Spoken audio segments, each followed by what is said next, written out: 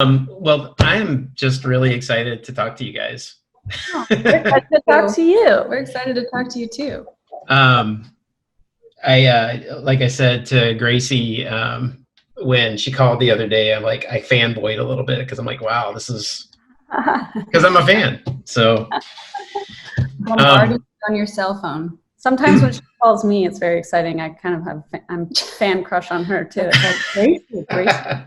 I get it. You know. I get it, Ed. I get it. I'm with you. Well, cool. So I have some questions, but I anticipate let's just talk, and and I don't have anything on my agenda until would be 1 p.m. Eastern.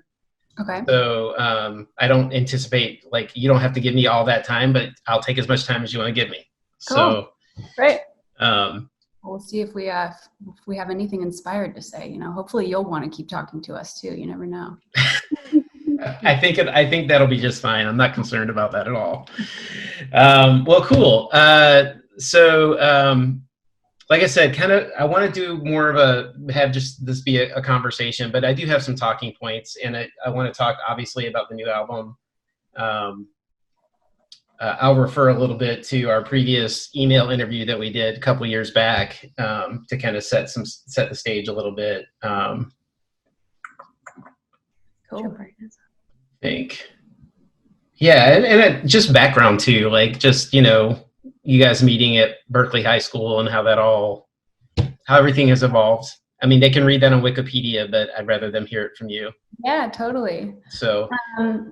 Yeah, I mean, we met in a junior year of high school, and it was a dance class, and we were kind of arranged marriage to work together just because the class needed musicians for the dance, and we were the only musicians in that class. And so they were like, who's a musician in the class? We both raised our hands, and just like that. And that was our, we didn't really know each other that well. I think we were curious about the other person, but we weren't really, super involved in each other's lives. So that day we went home from class kind of begrudgingly, annoyed that we weren't going to be able to dance in the dance class. We had to make music. We were there to dance. We didn't, music. Rachel was doing violin things outside of school. I was doing piano things outside of school. And so, we weren't planning to do that, but we kind of were forced to, and it became a really beautiful accident that we ended up wanting to keep going home after school and practicing over at my parents' house, and kind of that's what happened. You guys still dance though, right? You do. There's some of that still happening. No, I think we love to dance. I love that Gracie and I met in that sort of environment, because I think it just is a lot about, it shows a lot about our personalities and how we'd like to put on a show, and we need a lot of attention. Yeah, we're just kind of natural performers. So I love that we met in that capacity. And I think we got kind of spoiled with it, because our first show was to an auditorium of screaming high school fans. And so, we were playing this song while the people were dancing. And I think we kind of got this false idea of that being just the norm, the norm. Be able to do that. So we were really driven to just keep on trying to do that. And so we started going to open mics and things around town and trying to win little competitions here and there. And just, it was very performance driven. It wasn't always about writing the song from the get-go or working. It was we were writing in order to perform later. And so I think, that was an interesting way for us to begin.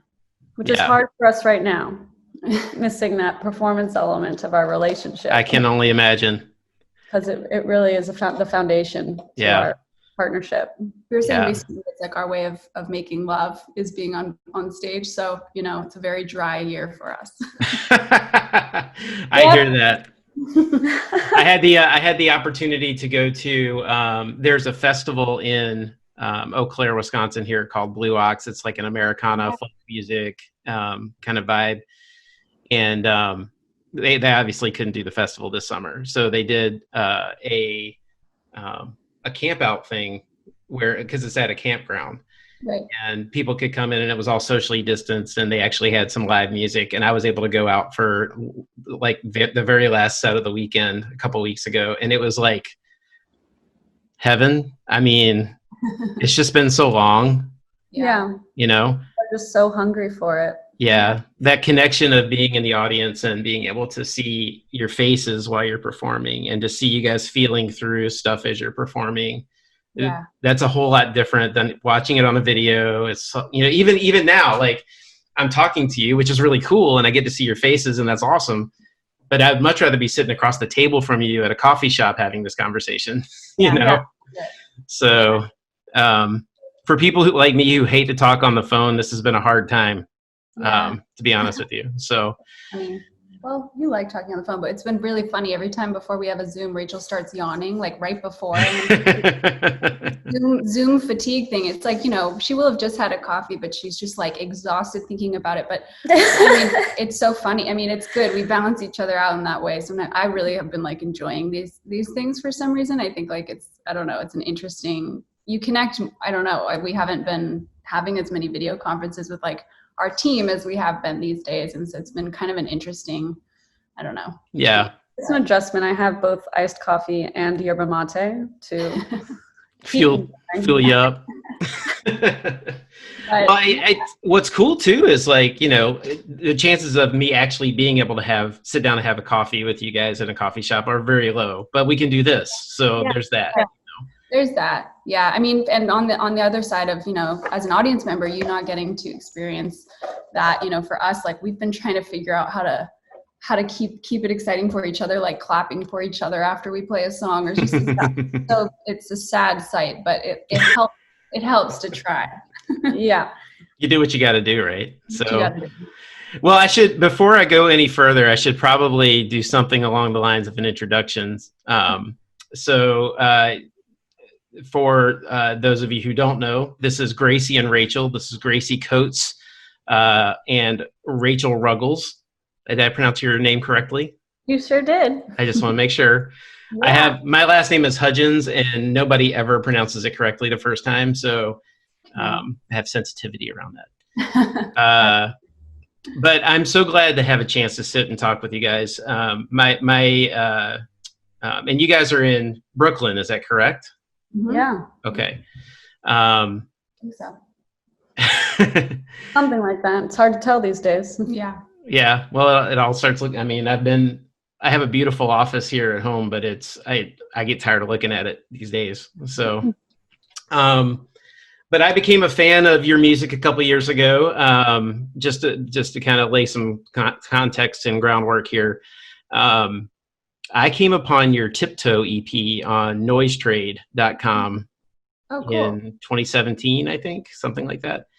And the song Tiptoe was the one that, like, okay, you know, I'm paying attention. This is connecting with me.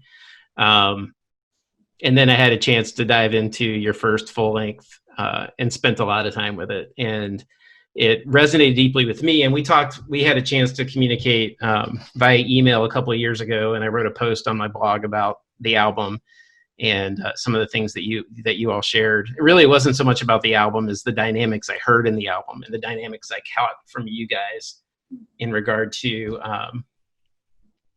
working through emotional stuff in your music, working through anxieties and those kinds of things, and the cathartic nature of that.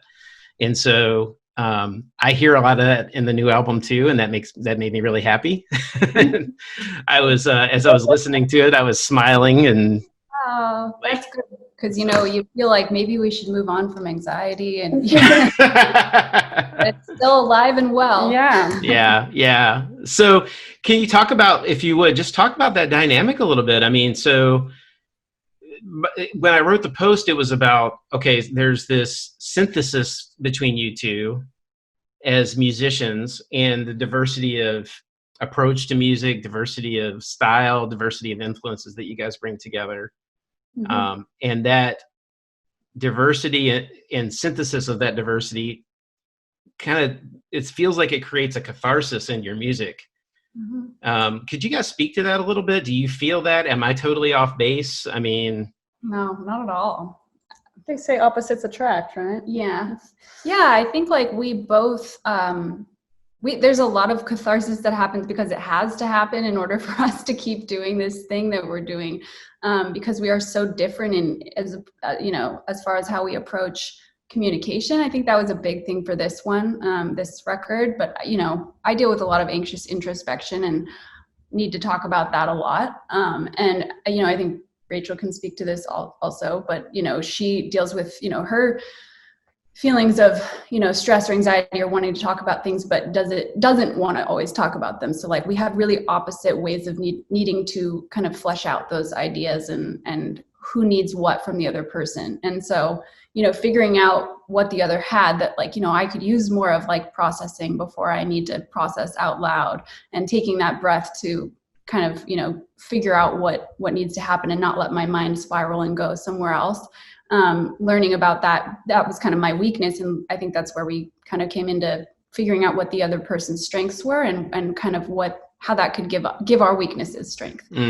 So seeing that kind of opposition in our communication, our day-to-day life, and how we approach, internal conflict, and how we, approach, external conflict, and just figuring out how we navigate that. I think we were really trying to pick up a little bit more of what the other was putting down, and that's how we were able to find kind of our opposition as a great thing and as something that we both can learn from individually. Yeah. If that makes sense. But yeah, I mean, definitely a lot of anxiety there that is still working itself through. And we kind of said that we wrote this record as a way to get through some of that. We live and we work together, and we have, a very over-involved living, working relationship. Lines are blurred. And I think like a lot of people right now are figuring out, seeing that in their own households, or, that, lines become blurred. You're living and working, and you kind of forget, are you friends today? Are you partners today? Are you collaborators today? Are you, not anything today? What is the relationship? And so I think we kind of wrote these songs to ourselves as ways to like get through that when you're feeling frustrated or, stressed out or whatever it is, you confused when those lines are blurred. The identities are so convoluted.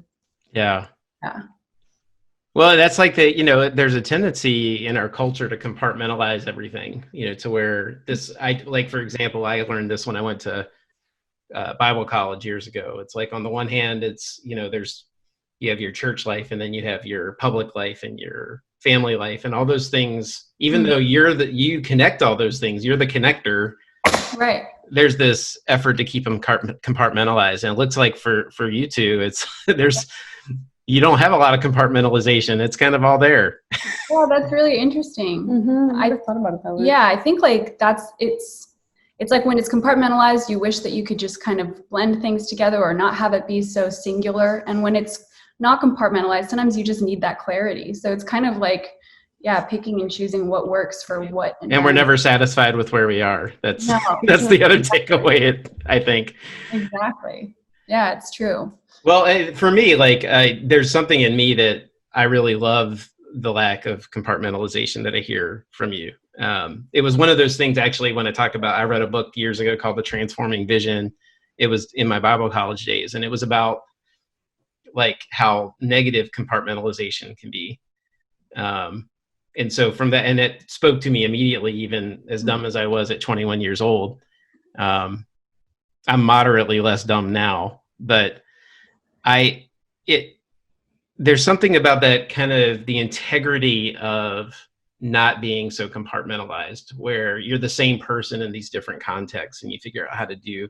And for you two, it's an everyday living experiment where it's like, you guys are in it together all the time.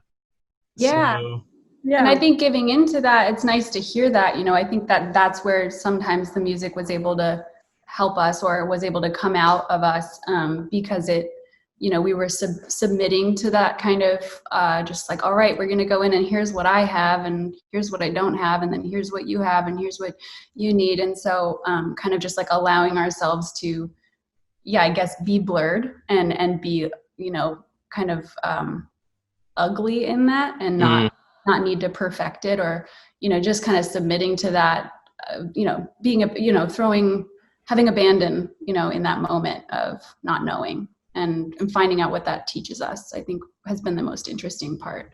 And a lot of these songs probably come from those moments where we were compartmentalizing things that we didn't maybe want to compartmentalize. We were trying to relieve ourselves from those compartmentalizations that are maybe isolating ourselves from each other or from the world, and give us strength. Yeah.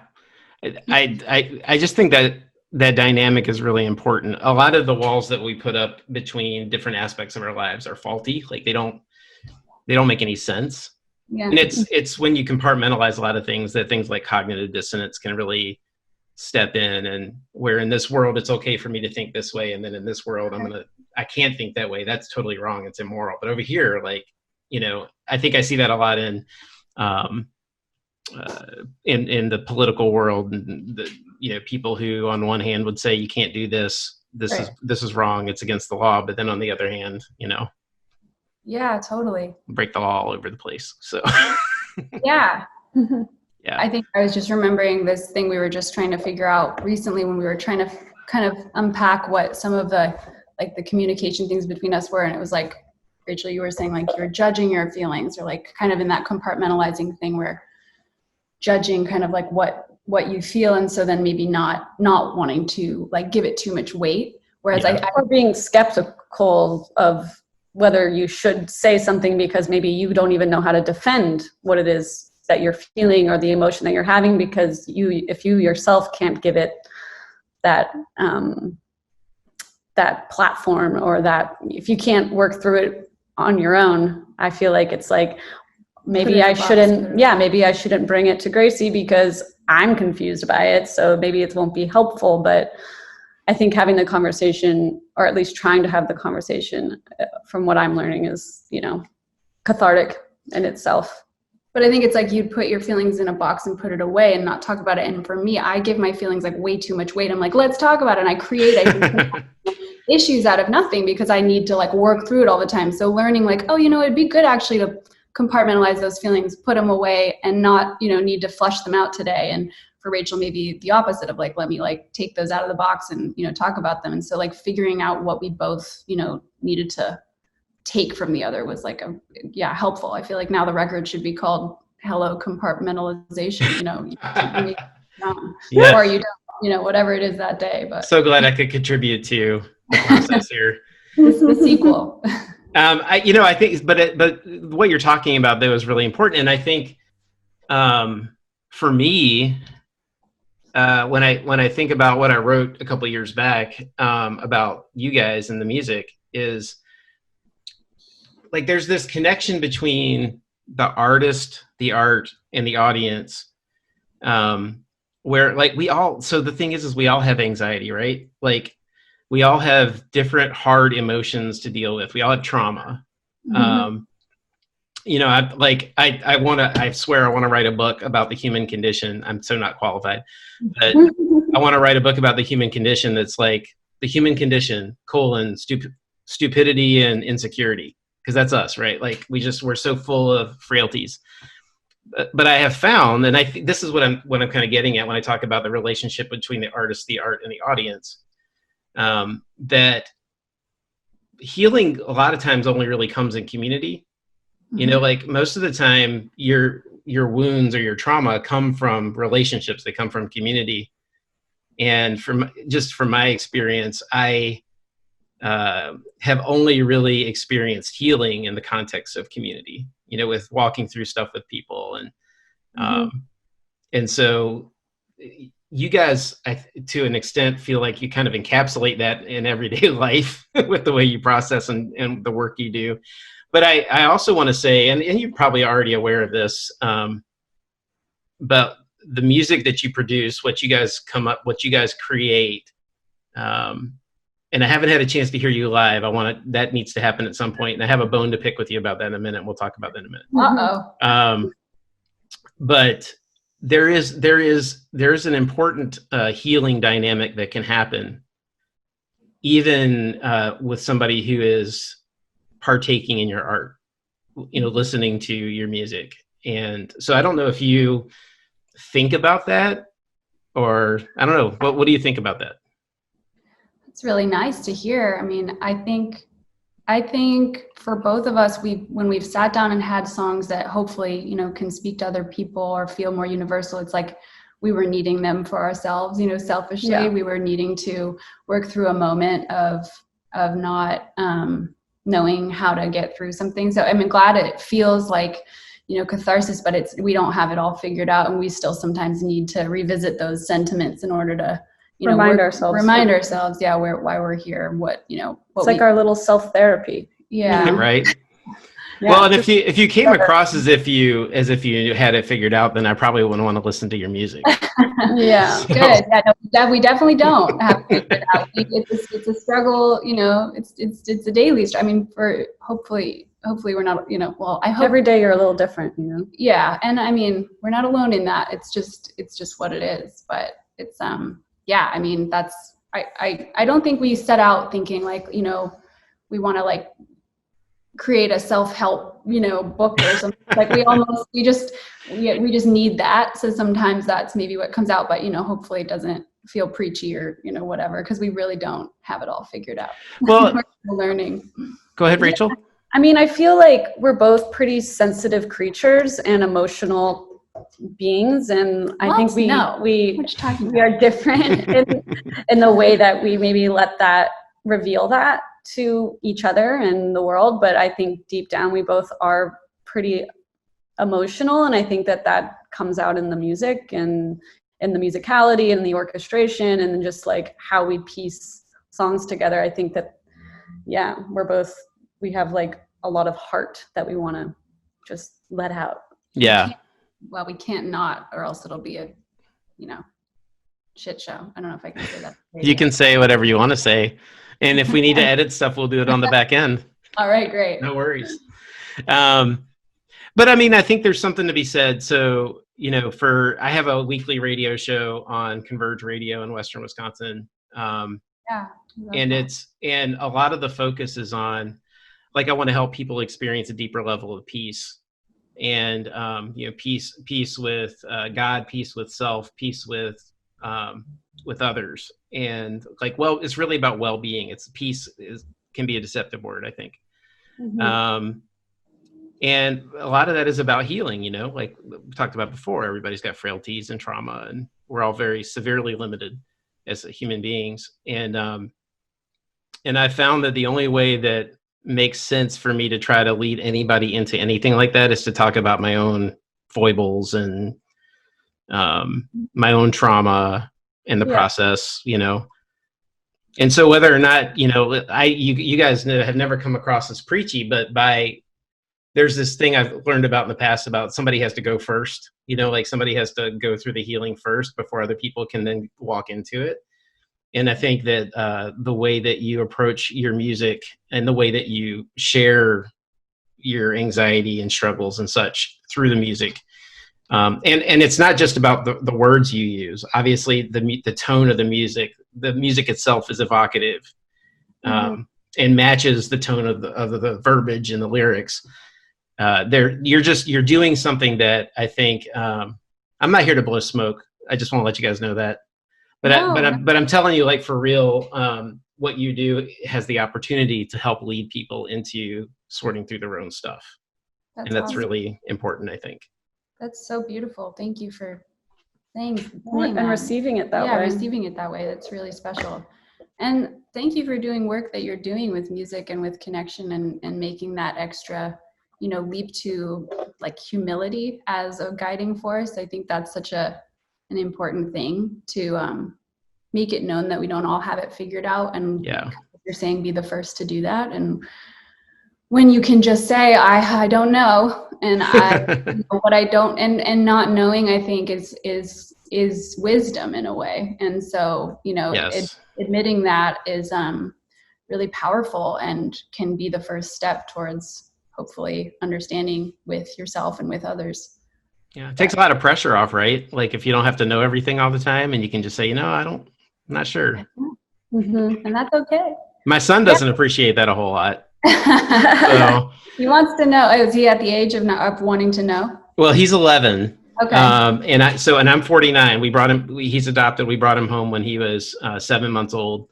Mm-hmm. I was 38. Cool. Yeah. And so, and probably at 38 still thought I knew a few things. But as I've gotten older here and just Finally figured it out. I don't know a whole lot of anything. And I'm really cool with that. But he's not cool with that because he's like, Dad, you got gray hair. You should know stuff. No stuff. So, you just wait. Not knowing is the new knowing. That's right. I don't think he's going to be satisfied with that. One day. So I mentioned the bone I needed to pick with you. Uh-oh. Yeah. Here we go. Let's do Runs it. very deep for me. Oh, no. No, not really. But you guys were on tour with Ani DeFranco a while back, which is just the coolest thing. It is. And she came and played in Eau Claire here, but you guys weren't on that part of the tour. Oh, we got kicked off that part of the tour. What happened? We got a bone to pick with Ani. I think that. I think this bone is all right. Traveling. Oh, we need to set up a separate conversation with her, and we just I think we hash should this out. Call her up. Yeah, no, I think I remember that. When was that? And we were in November. I think we were on a tour, and then she took a pit stop, and we kept going. We were probably actually really grateful for it that day. We got the day off or something, you know. But I do. I think it was more of like was it a festival? It was the Hiver Festival, I believe. So no, that was last year. But there was a tour before. You guys actually played at. I think you played at First Avenue over in Minneapolis. Oh yes, her. I remember that. Okay. I remember that. And then there was the second half of her tour. I think Haley Hendricks was playing instead of. Oh yeah. Yes. And but it was like literally you played in Minneapolis and then it was Haley Hendricks from that point on. I'm like, what the heck, man? We're only 90 miles east of Minneapolis. Yeah, well, maybe we had, something else we had to go do, but I do appreciate that you were bummed. That's good. Yeah. We'll tell our agent. Yeah, we'll work on it. Yeah, well, this needs to happen. I mean, I desperately want to get you guys here at some point when that let us know when you hear of something fabulous. We'll try and make it happen. Absolutely. Well, when we can actually enjoy live music together again. Yeah. So I don't want to talk about that. That's depressing to me. No, we'll move on. So let's talk about the new album. I listened to it, of course, and I started a couple days ago and finished listening to it yesterday. Excuse me. And as is the case most of the time when there's an album that I'm interested in, listening to it one time isn't going to get it done. Like I got to spend some time with it. We appreciate that. It is. It's beautiful and emotive. What can you talk a little bit about just how you have evolved? I don't want to get into music technicality because that's way out of my lane. But like in terms of songwriting, in terms of just the feel of the music, how have things evolved between the first album and the new album? Yeah. I mean, I think the first record, we made a lot of it here. I mean, the second record, we also made a lot of it here, but I think we were really attached to, in this Brooklyn loft, we were really sort of like harnessed each of us to our instruments and like on them all the time. I felt that I had to play violin sort of continuously. I think Gracie was on the piano a lot. And then we just had sort of starker augmented percussion through the songs, but I think it was a little bit more, violin, piano, drum, vocals, of course.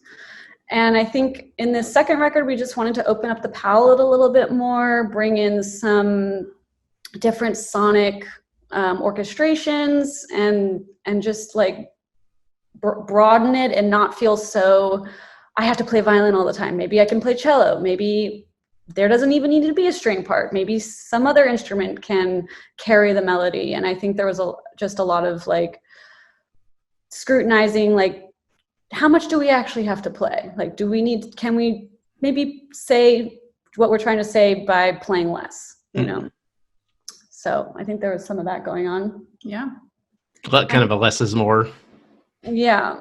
Yeah, taking more space. I mean, I think because we did start, I know you said not about the musical technicality, but you can talk about it if you want to. I just can't intelligently converse with you about it. But I think like because we did start as a violin, piano, singer, songwriter duo, we we always were taking, I mean, I would play a lot of like bass notes in my left hand because we didn't have a bass player. And so we just like, we're taking up a lot of space ourselves because we were all that we had. And I mean, we still are in a way, but we also, I think, figured, you know, Rachel got much more into the producer landscape, and with a few instances of realizing that other people maybe were going to decide how we should sound more than we wanted them to, and figuring, oh, we need to have a bigger skill set, you know, there. And so Rachel really upped her you know, tutorials and learning on Ableton and being able to take the reins, and that opened up a whole new world of sonic textures for us that really were new access points for us to get into the emotions behind a song. And I think it was taking more space and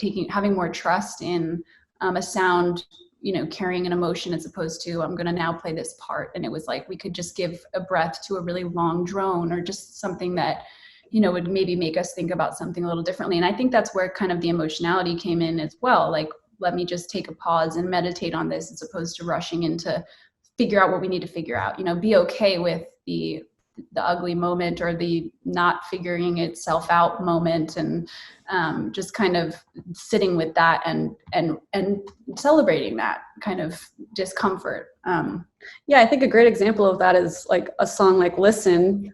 Literally, like the mantra is, you know, and listen, and then there's like a great pause. And I think that's, you know, that's very intentional, because it's listen, let's take a pause, then we move forward, you know. I think that was, I like that moment a lot. Yeah, and I think we were really busy with the first record, and I think that was good, because we were, you know, the anxious introspection was felt in the buzziness maybe of those parts, or denser, more chaotic. That, you know, that was how we were feeling, and I think that was representative. I think in this, you know, record, we've hopefully evolved to a little more of the calm, but still the crazy, and just acknowledging that those things can dance with each other, and we can kind of have some hopeful symbiotic relationship between taking a moment to listen and breathe and pause and not speak up sometimes, and then also taking those moments to speak up when you need to.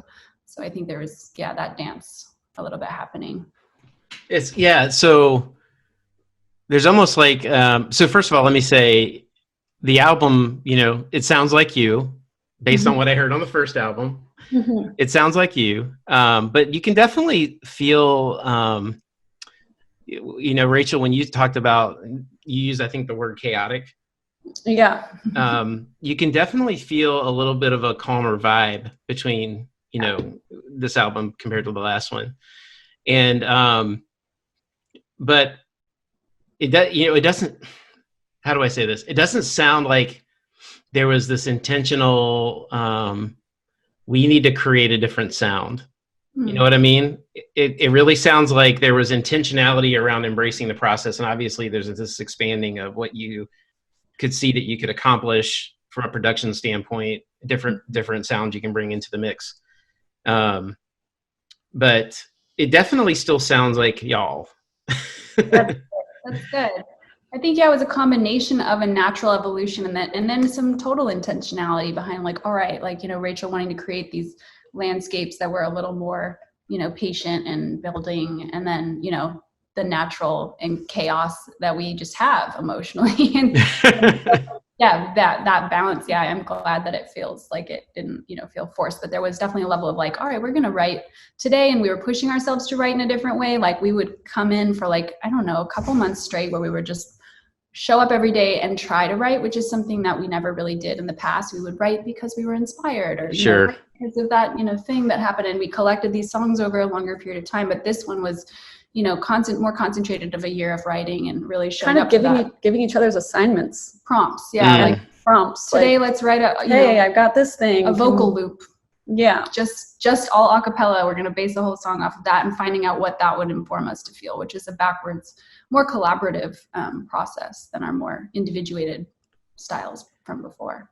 But I think, you know, there's something to be said for the discipline of making those choices. Like, I'm not going to wait till the muse sings into my ear. I'm going to sit down and write something, or I'm going to sit down and whatever. It's something that I know personally, like in my own, with blogging and the show that I do and everything, there's I could do so much better with it. You know, Oh, when yeah. for example, and I'm sure you can relate to this, but when I first started the show a couple of years ago, and when I started the blog years and years ago, everything was, where's the muse? You know, where's the spirit taking me in this? What am I feeling in the moment? But then when I had to start doing the show every week, there came a point where it's like, I can't depend on that all the time. Like, I've got to start planning.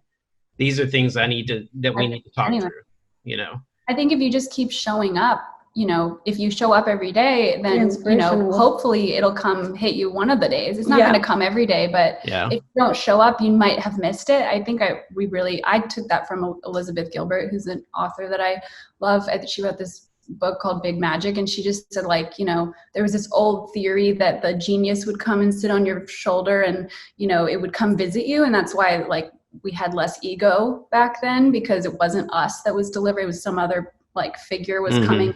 But if you didn't show up enough, the genius would go visit somebody else. And so that was like the thinking of, you know, your genius, you had a genius and it would come when you would show up. But if you weren't there, you just might not be home when it was knocking. And so I think like that thinking for this record was, you know, laborious, and it often churned out some terrible songs, but you know, it did hopefully help us show up on the days that we might not have received, you know, that feeling of inspiration, because we were, you know, there so much. We hopefully got more of it than we might have. Yeah. And something I feel I really value with our partnership is like, just going back to me judging my emotions. I feel I would often maybe like start writing a song and I would just be like, oh, that's just total crap. Like I'm, you know, and I would just judge it immediately and throw it away. And I think there's something to be said about nurturing an idea, being gentle with yourself, being, you know, patient in process, understanding what process can look like. And Gracie was always very encouraging of like, well, let's just see what can happen. You know, don't throw it away yet. Like, let's give it a moment. And I would sometimes just be like, no, it's just so bad. And whereas on the contrary, I would explore ideas that really shouldn't have been explored. No, not true. But yeah, no. But I think that was a good dynamic that, you know, she brought to our just collaboration and the ways that she would just encourage me to have belief. Yeah. Well, that's important, right? You know, I mean, like, you've got to have external support. I mean, that's what we were talking about earlier with the whole healing and community thing. I mean, I still distinctly remember the moment where my wife, so I have no musical training and it didn't take any classes. I mean, except for like third grade music, you know, that kind of thing. Third grade music can be a really powerful thing. I remember it was not for me though. I will tell you, like, I kind of, I grew up with as a teenager, very specific views about what good music was. And that was kind of imposed upon me by others. But as I grew older and exposed myself to more music, I've gotten to where like I like listening to just the most off the wall stuff sometimes. There's this German, I think it's German, and I can't remember. I think the name of the band is Faust. And they it's spoken words, something, I don't know how to describe what they do, but there's this one song they've got that my son just laughs at, because there's a point where it sounds like the guy's just saying over and over, soup and cows. But I can listen to that and totally enjoy that. Whereas when I was younger, I couldn't. But my wife, I still remember distinctly about 15 years ago, maybe not quite that long, but my wife was like, you know, you don't listen to music the way most people listen to music, right? Mm-hmm. And it was that moment of that external support of, listen, there's something different happening with you when you listen to music than a lot of people. Yeah. And that encouraged me to start like diving in and what is it about it? Where is this connection and why does it impact me this way? Mm-hmm. Cool. You know? So anyway. Beautiful. Yay for her. Yeah. Oh man, totally yay for her. I mean, she puts up with a lot on a lot of levels. So, it's a yes and mentality that is really hard, and it to sometimes, you know, give to somebody else. And sometimes, sometimes it's just so necessary when you can, get that, even if sometimes you just need it more than it was maybe even warranted. Sometimes it's like, sometimes you just need somebody to like support it, and then you can actually see it, as opposed to, we're so used to like, crushing our ideas before they're realized. And I think it's, why not, why not Right. try? Just start doing stuff, Yeah, just start doing stuff. I mean, really, nothing's going to happen unless you try.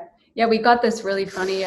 We played for a kid. We say this in our house, in our loft, because then we played for this little it was like our manager's daughter, who was, I don't know, it was like fifth grade or something, maybe fourth grade. They were like doing presentations, and she did a presentation on us and as musicians, and we came in for the class for her, and we played a couple of songs, and then all the kids wrote us thank you cards for it, and they bound it and gave us a little book. They made like a binder. Awesome. It was probably an assignment after we came or something, and we got it.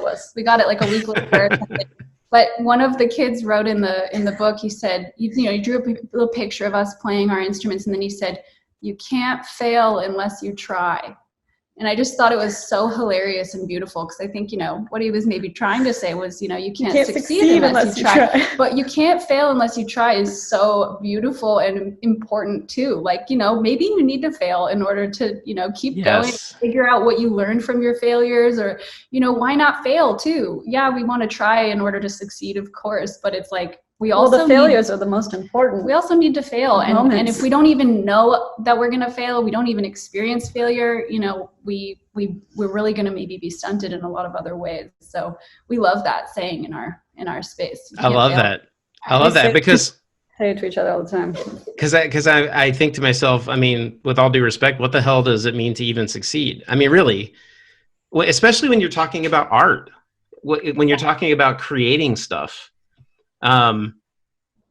It's like, at the end of the day, you have, depending on your worldview, the only audience that matters is you, and potentially, if you have a belief in a God, like for me, that's where all my stuff stems from. But like, at the end of the day, you got to feel good about what you're doing. And so what does it even mean to be successful? I think just creating something is successful, right? Yeah, I mean, I hope that, reaching people, if it's just one person or if it's more than one, in a way that, feels connective, or in a way that, we might have needed that from somebody else. Right. That's so powerful. And so, I think that we hope for that, and, we just don't always get there, but sometimes we do. And that's a lucky moment. Well, I'm quite sure that it happens more than you're aware. I mean, I know that even from on a micro level with the stuff I do here in town, that I'll every once in a while get a comment from somebody, and it's like, wow, you really listened, and you really engaged with this on some level. And I know that you've got a bunch of people that have listened to your music in the last few years, and I'm quite sure that you've impacted more than you know. So again, I'm not here to blow smoke. I'm just telling you the truth. No, that's good. Blow smoke all you want. I love that. We love attention. Blow all the smoke you want. I dig it. Yeah, we'll take it any of that. Well, so I wanted to talk to you too about the song that you guys put out a couple of years back called "Her." So you released that song in the wake of the congressional hearings for the Brett Kavanaugh deal, when Christine Blasey Ford spoke up about what she had experienced with him earlier in their lives. Yeah. Can you talk to me a little bit about your inspiration and how that impacted you, and what led to you creating that song? Yeah. Well, it all happened that day of the hearings. I mean, we woke up and we were in our, separate spaces in the loft and tuning into the hearings, but we also wanted to write a song that day. It was part of that, like, write a song every day time. And so we were just writing, and we were going to show up to write anyway. And then but then Rachel kept, breaking from our writing session to turn on the hearings. Turn on what's going on. Let's see what's going on. So she and our producer friend and collaborator Garrett were like working on this sonic idea, and I was kind of not involved. I just remember sitting over there and kind of watching you guys and watching the hearings and listening to you guys and going back and forth. And then they kind of handed me over a track, and they were like, all right, here you go. It's time for lyrics. And I just remember like trying to write out lyrics and feeling like that was the only thing that, felt right, right to talk about or to sing about. And then we just tracked it that day, kind of with her up on the screen behind us, like it really felt like we were hopefully singing a little bit, for her and to her. And then sent it to our team the next day or that night. And they just said, okay, you got to put this out right now with a video. You got to make a montage video, or do something to put it out. And so it, was nice feeling because it was a conversation we got to have with people that were wanting to talk about what was going on. And we actually got to do that as opposed to, it was during the writing of our record in a way. And, we could have saved it and put it out later, but it was really a nice feeling to have a conversation in the moment with people that were, wanting to talk about what she was doing and celebrate that. So much bravery. Yeah, bravery on her part. Yes. Inspired by. Mm-hmm. Yeah, I was too. In fact, nobody was in the room with her and him whenever whatever happened. Right. So like nobody knows all the details. But what I know is I've sat with enough people who have experienced trauma that when I was watching that and watching her talk and looking into her eyes as much as she could through a TV screen, I was like, she has experienced some stuff. Yeah. And for her to have that, the courage to sit in that, to put herself out there in that way, I thought was pretty remarkable, to say the least. Yeah. And terrifying. And I think such an important thing for so many people to see happen, especially considering what, how it turned out. I think just still seeing that, was just like, it helped more people. I think it was during a time of a lot of women and men and people coming forward with their stories when it wasn't very easy to do so, despite the scrutiny that you were going to face. It was like, this is worth it. It's worth that pain, to be one voice. So really inspiring to us in our process of trusting ourselves and, writing about that kind of trust and having that self-doubt, but hopefully, standing up despite. Yeah, I think in the music, there was obviously something very sort of like melancholic and serene about it, but there was also just this like churning line that just like ba-da-da-da, ba-da-da, that just wouldn't stop. And I think that rotation and that building momentum really scored our like, keep going, just keep, you can keep speaking up and saying what you need to say. And I think that also translated in other songs like Trust on the record. And so, I think the musicality there and our sonic decisions were very influenced by watching her just keep going forward. Yeah, she was very inspiring.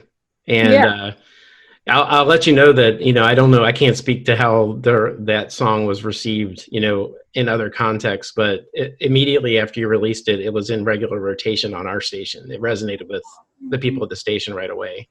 Oh, that's awesome. And I didn't even have to say, hey, you guys should listen to this. Like it was, that happens a lot where I'm like, hey, you guys should listen to this. So you talked about the song Trust, and I have to tell you, that song has a little bit of an earworm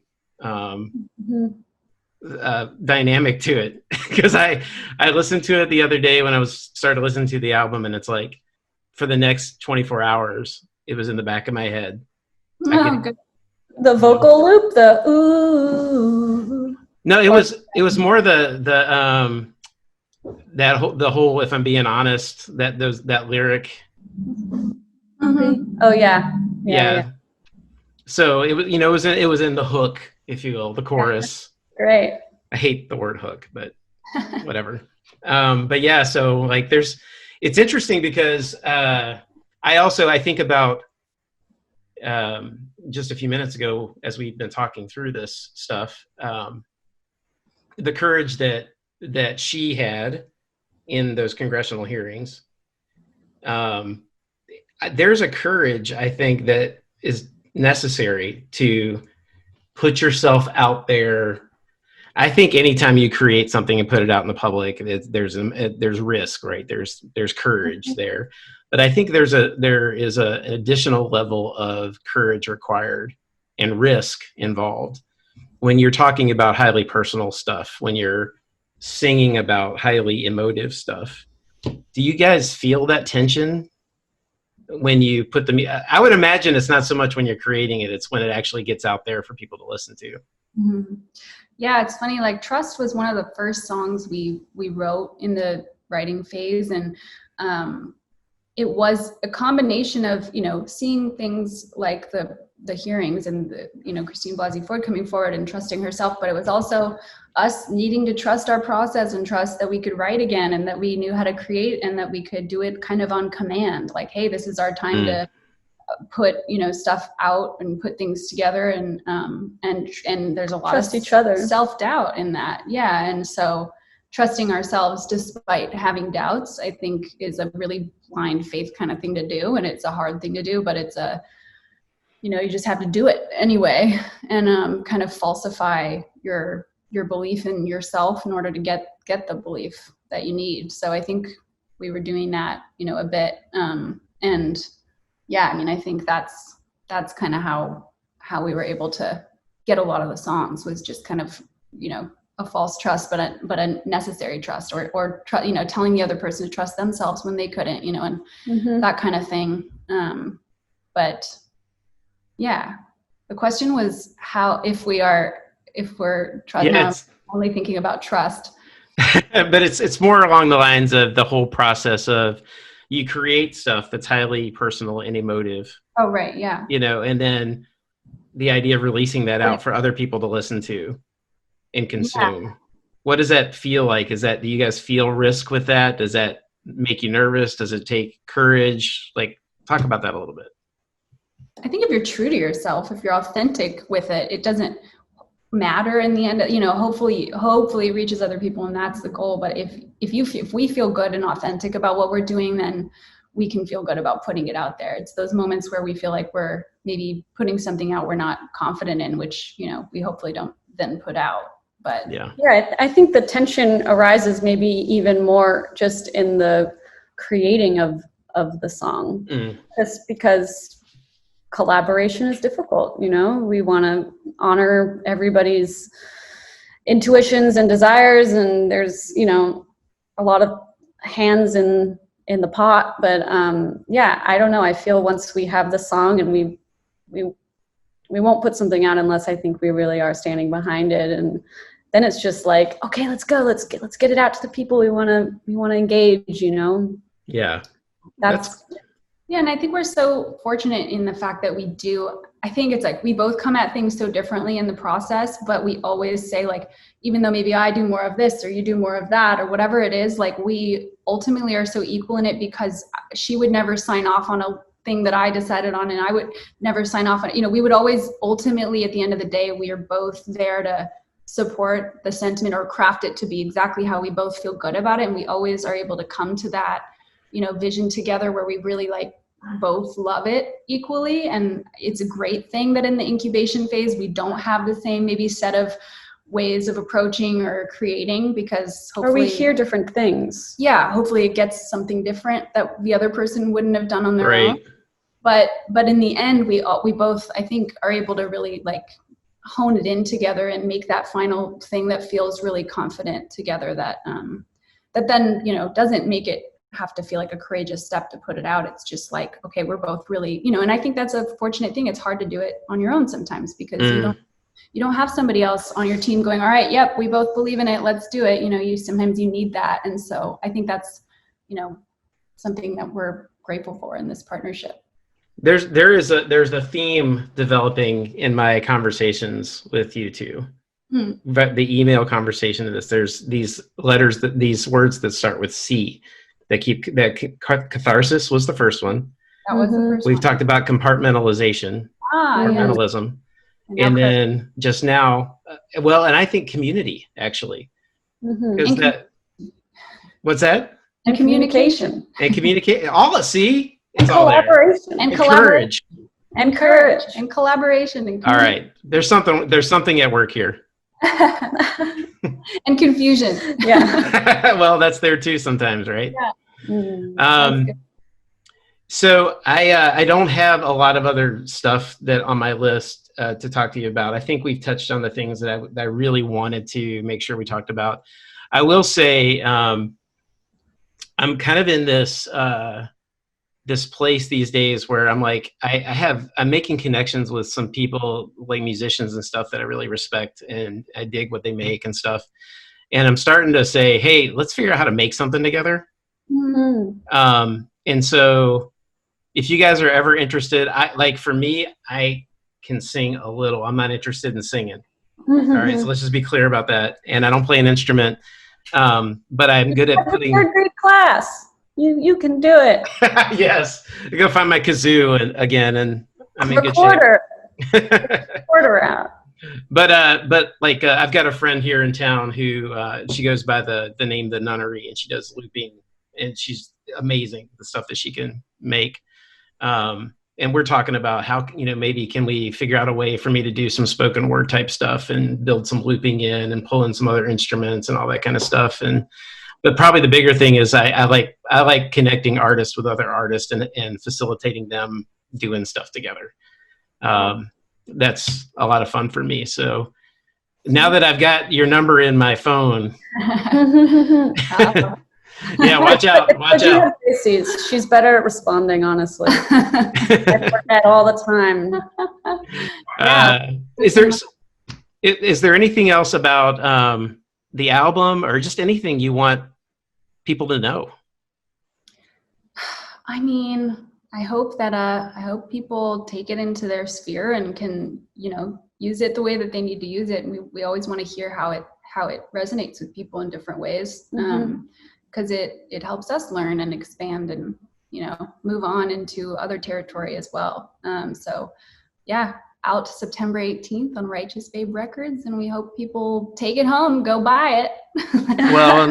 Well, we will, from Converge Radio standpoint, from whatever avenues I have, we'll be promoting it all the time. And this conversation will be out in Converge Radio's social media and such very soon. So we'll do what we can to make sure people know, because they need to listen. I mean, I'm just getting started with the album, and I'm excited to spend some more time with it.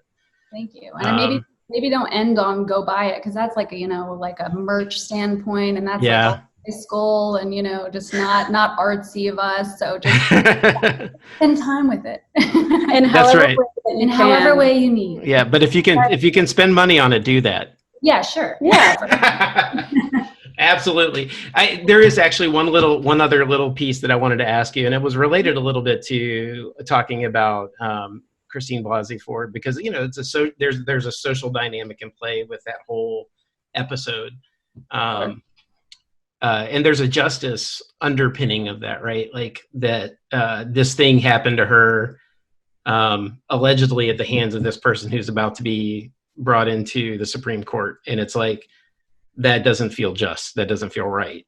And so one of the things that I've been really involved with here in Eau Claire, we are a very white community here in Eau Claire, and in Western Wisconsin, but we're taking the Black Lives Matter movement very seriously. We're working with our police department, to like, what are they doing and what needs to change. And they have been incredible partners, honestly. They've helped to facilitate protests and such here. So it's been cool. Oh, that's great. But I'd love to hear, where, as this big dynamic is happening in our society right now, and it feels like there are important things that are shifting. Where do you guys stand on that? A couple of white folks living in Brooklyn. Yeah. What is it? How does it speak to you? Where are you on those things? Yeah. I mean, I think it's, even as you were talking about community earlier, I think that you have to bring that into play when you're talking about this movement. I think investing in our communities and understanding on a smaller scale, like how our government works in just like our insular community, and talking to each other and getting involved on a small scale. Educating white people. Yes. will then hopefully permeate on a larger scale. So I really do feel that starting with your community is the most important step. Yeah. I mean, it's an important movement that should have been more important all of these years. It's sadly not new information and new news. It's great that there's a new level of maybe attention, but we just hope that it doesn't die down and we keep talking and keep showing up in small ways just as much as in larger ways. I think that's the kind of work that we're working on doing and trying to do, and reading a lot Black authors and supporting Black-owned businesses and helping to get police to not brutalize Black people. It's just an important thing that we need to be paying attention to. And it's really about where we spend our resources and how we allocate our resources, and where, defunding the police, how we can invest in different organizations and aspects of our community so that it doesn't just all fall in this one category. So it's great that Eau Claire is doing seemingly some great work. I've never been prouder of the city. I've been here for 15 years, and we had a protest a couple weeks ago. It was peaceful. It was they weren't really counter protesters. They were people who came out because they were afraid that we were going to do something stupid, like burn down the jailhouse or something. Right. And one of our organizers actually went over and handed them water. And then after we built that connection with them, they came over and started handing out water to the protesters. Oh, that's so great. So like, I've never been prouder of our community. We have a lot of work left to do. But it's exciting in this really white community to see people energized and like this, we can't let this die. This has to change. So it's exciting.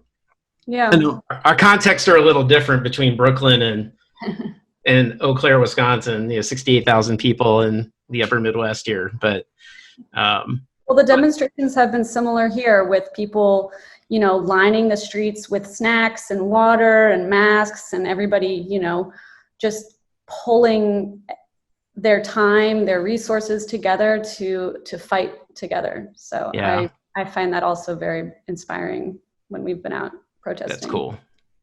You guys have been out there doing it? That's awesome. Yeah, we have. Yeah. It makes me happy. Yeah. Well, cool. I just really appreciate the time. I appreciate you guys being willing to do this. It means a lot to me personally because I'm just a fan. But I want to do what I can to have more people engage with your music, because I know for me, it has been helpful, cathartic. There have been moments like, I've already healed from a lot of stuff. There's more healing to happen. But there are moments where I can listen to music like what you guys make and other artists that do similar kind of really almost hard on the sleeve, emotive feeling songs that it just helps me to make connections with my own emotions at times when I need to. And so I'm sure that's happening with other people, but I would love for more people to engage in that with your music. So we'll do what we can to help. Thank you for Ed, listening to the music with such open ears and deep listening and thoughtful processing. It's the way I'm wired. That's my wife told me, so it must be true. It's all you can ask for as artists and creators. So thank you so much, and thanks for the thoughtful questions and conversation. We really appreciate it, for you just championing our contributions. It's a beautiful thing. So two big takeaways. Number one, let's do this again sometime, because I would love to do this again. And we'll see you in Eau Claire sometime. That's number two. All right. Thanks so much, you guys. Have a great day. Have a great day. You too. Thanks so much. Bye. Bye.